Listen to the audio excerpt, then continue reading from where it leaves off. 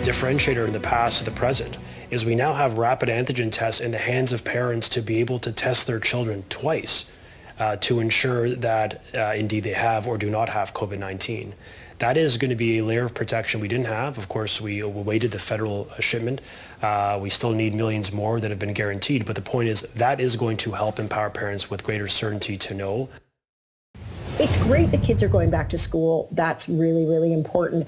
There still could be a little bit more sort of detail, clarity, concreteness about for instance, will these rapid tests be available every week? Are they going to keep supplying the masks? And also to do with what are we going to do as, because the number of cases are going to keep going up. We know that. We've been told that by Dr. Moore and everybody else. As we start to lose more and more staff, what are we going to do then in our schools? Ontario's Education Minister, Stephen Lecce, says the province will hand out millions of COVID-19 masks and rapid tests to students and staff next week when in-person learning resumes. But it won't be tracking COVID-19 cases in classrooms. Instead, public health will notify families when 30% of a school is absent. So what does this mean for our educators? Are they ready to go back? For this perspective, we welcome to the show tonight Karen Brown, president of the Elementary Teachers Federation of Ontario, Jason Bradshaw, secondary school science teacher with the Peel District School Board, and Mart Stiles, education critic and Davenport MPP. Thanks to all of you. Karen, I'll start with you. We spoke to you right after this news broke when we didn't have a lot of details about how the province came to this decision. You were opposed to schools reopening at that point. Did anything the ministers say today change your mind? And today it's good that he's made some announcements around the N95s and the HEPA filters. So we welcome that, but cautiously. And we're moving very carefully to see what's going to happen on January 17th. Will all these things actually be there? I think what's concerning educators most now is hearing Dr. Moore most recently saying to us that in the next 6 to 8 weeks, we're going to see an increase in case rising. We're going to see an increase in community spread. That spread is going to occur in schools, and that's a concern, and our members are worried. And parents need to be concerned. What is the plan for staffing? What is the plan when absentee because of isolation, because of COVID-related illness? You're looking at Alberta, Saskatchewan. We look to the United States, what's happening in New York. It's going to happen in Ontario. And I think parents need to brace themselves for school closures, for continued interruptions, and having to be home with their kids. Okay, there's lots to get to. Jason, I want to ask you, you're a high school teacher in Peel. How do you feel about going back to school next week? Well, I certainly have mixed feelings about it. I think we all want kids to be in school. As educators, we want to be back in school ourselves. But again, there's so many things about the plan that are just unclear, uncertain. There's a lot of very important, specific details and concerns that are not being addressed. Things like, for example, what happens during lunchtime in school? And there's no clear policy that's being followed by all school boards or all schools. For example, in many high schools, there's not enough room to have all kids in the cafeteria. It means that kids are eating all over the school, in hallways, on the floor. They're unmasked. We don't have indoor dining in Ontario right now, but if you go into a school during lunch hour, you might have over 1,000 unmasked students with unknown vaccination status all eating amongst each other. So there's so many concerns such as that one, and I think we do need more time to hammer out those specifics, especially when we know that case numbers and hospitalizations have not yet reached their peak. So, Jason, what would you like to hear from Minister Lecce today that you didn't hear that would make you feel more comfortable about going back to school next week?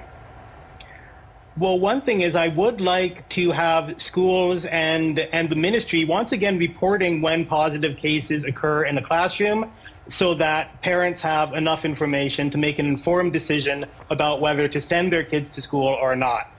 Minister Lecce mentioned giving people access to the rapid antigen tests as a layer of protection, but really that's not a layer of protection.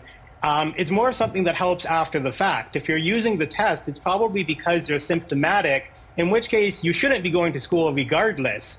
So I'm not sure how that's really offering protection.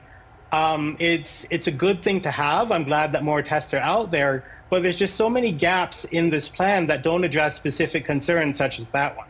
Yeah, that's a good point about taking the test when you're symptomatic, maybe not making the most sense for many of you who are going to be around those people. Mara, parents won't be notified of COVID-19 outbreaks for learning today in schools until 30% of students are absent, COVID or not. What do you make of this policy?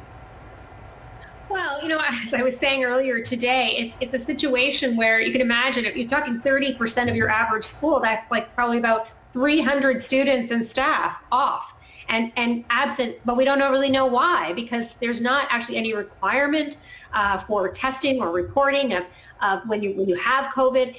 If everything is being left to parents and staff to figure this out on their own. So that's a big piece of it. And then you think about it, and I mean this is real.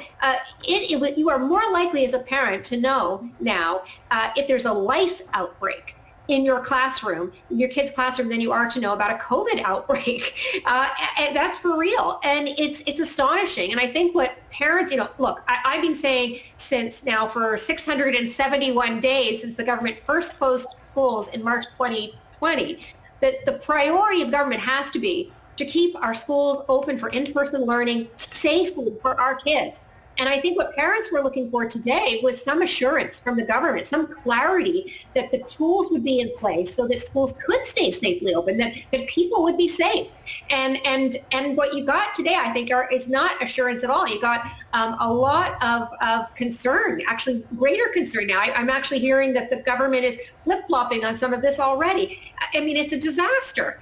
It's the equivalent of playing whack-a-mole in government policy when it comes to schools. And that's just not good for any of us. We're already living in difficult and uncertain times, and we need to be able to plan for our families and take care of our kids. And speaking of this flip-flop that we've seen, Mart, are you concerned that schools might open next week only to close again and create even more chaos? Absolutely. I mean, obviously, again, I'm a parent of a kid who's in school too still, so I really want to see my child in school. I know it's better for their mental health and emotional well-being and for their learning. And I know that, like, most people in the system want that. But right now, I would say I am really concerned, especially about the fact that they are, just starting to maybe provide, they're saying 2 rapid tests for each of the elementary school students. But when is that going to get into their hands? That's going to carry us for about a week. I don't know what the long-term plan here is. And they're really not giving parents much confidence, frankly, in this decision. And so I'm very concerned. I think that it's going to be really hard. I think people will get sick. How sick, I don't know. But we will have a real loss of staff as we are seeing in other sectors. And I don't think it's going to be, I don't think it's safe or desirable for our kids to be left, packed into classrooms without enough supervision. Anyways, I think we're really headed for some more difficulties. I certainly hope not, but they certainly haven't inspired much confidence. Karen, what are you hearing from your members about their level of comfort going back to school after finding out there will be more rapid tests, as we've discussed? And now we know, the minister said today, every single classroom will have a HEPA air filter, and every teacher and staff member who would like one will get an N95 mask. Is that comforting?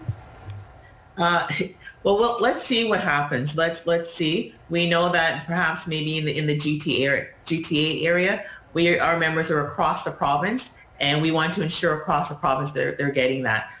So we'll find out on the 17th if that actually happens, and if they do get masks, how long are they lasting? Is it for a week, 2 weeks, 3 weeks? What then? That's going to be a key factor. And HEPA filters, we'll wait and see. We heard they've been ordered, but for 3,000 to be already in every classroom and shared spaces. The kids are not limited to just the classroom. They move about the schools. So HEPA filters need to be in other areas as well. So our members are still very concerned. They're in large classes, large class sizes. I want to repeat that again, 30 to 40 kids. You and I are limited for establishments, restaurants, malls. There's capacity limits. We don't see those limits in the classrooms. That's a concern. Our children who are in kindergarten, they're unmasked, 30 to 40 of them. it's a concern. So mental health, obviously also a big concern. That's something we've been talking about. Parents are really worried about this at this point. Jason, how do you rationalize feeling like you're not ready to go back to school when you know so many parents really would feel better having their kids in classrooms? I fully appreciate that sentiment, and I know that many parents and educators ourselves do want to be back in the classroom. We do want kids back in the classroom. But if we're talking about mental health, we have to address the mental health issues of losing somebody to COVID or having somebody in your family who's sick due to COVID. And I really hate to talk about this, but over the last year and a half, I've gotten so many communications from students who have written me emails telling me that they can't complete an assignment or they can't attend class because they have a loved one who's in the hospital with COVID, or they themselves are positive with COVID and they're isolating and they can't interact with their families.